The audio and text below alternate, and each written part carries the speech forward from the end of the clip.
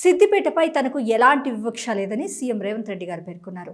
అన్ని నియోజకవర్గాలు తనకు సమానమేనని, సిద్దిపేట అభివృద్ధి బాధ్యత తందని స్పష్టం చేశారు. అన్ని వర్గాలకు అండగా ఉంటూ ముఖ్యమంత్రి శ్రీ రేవంత్ రెడ్డి గారు తనదైన శైలిలో స్పందించారు. మీ హయాంలో మా పాలనలో జరిగిన వివక్షపై లెక్కలు తిద్దామా, అందుకు సిద్ధమా అంటూ పరోక్షంగా బీఆర్ఎస్ అగ్రనాయకులకు సవాల్ విసిరారు ఆయన. ఆదివారం నర్మెట్టలో సీఎం రేవంత్ రెడ్డి గారు, మంత్రులు తుమ్మల నాగేశ్వరరావు గారు, పొన్నం ప్రభాకర్ గారు, వివేక్ గారితో కలిసి ఆయిల్ పామ్ ఫ్యాక్టరీని ప్రారంభించారు. ప్రారంభోత్సవ సభలో సీఎం మాట్లాడుతూ రాజకీయాలు ఎన్నికల వరకు మాత్రమే ఉండాలని, తర్వాత అభివృద్ధికి అంకితమవుతామంటూ తెలిపారు. పార్టీలకు అతీతంగా ప్రజల కోసం పనిచేద్దామని పరోక్షంగా బీఆర్ఎస్ అగ్రనాయకత్వానికి సూచించారు.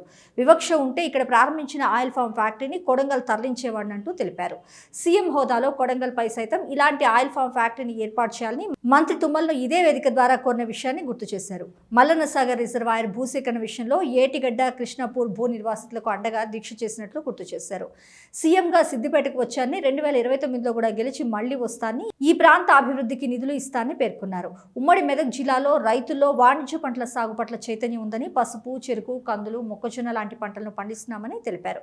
ఇదే స్ఫూర్తితో లాభదాయక పంట పామాయిల్ ద్వారా వ్యవసాయ రంగంలో మార్పు రావాలని సూచించారు.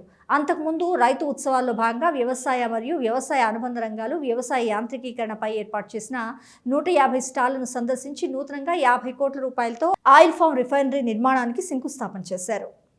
ఆయిల్ ఫామ్ ఫ్యాక్టరీని ప్రారంభించి రైతు భరోసా, రైతు ఖాతాలలో దాదాపుగా 3,600 కోట్ల రూపాయలు 70 లక్షల మంది రైతుల ఖాతాలలో వేయడానికి బ్రహ్మాండమైన కార్యక్రమాన్ని ఏర్పాటు చేసి, ఈ వ్యవసాయ పండుగ దినాన రఘునందన్ రావు గారు ఒక మాట చెప్పిండ్రు, ఎద్దేడ్చిన వ్యవసాయం, రైతు ఏడ్చిన రాజ్యం సుభిక్షంగా ఉండదు అని. ఈ నానుడిని మా ప్రభుత్వం, వ్యక్తిగతంగా నేను సంపూర్ణంగా విశ్వసిస్తాను, నమ్ముతాను.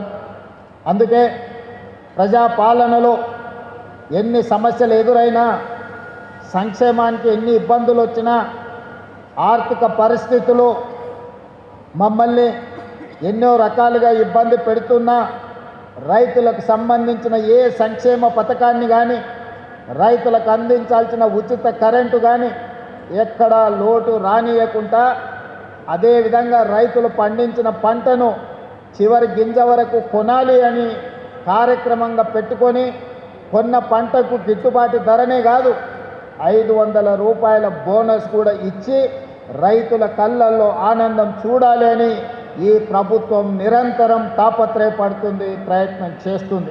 రైతులకు మనం ఇస్తున్న రైతు భరోసా పెంచడమే కాదు, వాళ్లకు ఈరోజు సిద్దిపేట గడ్డ మీద నుంచి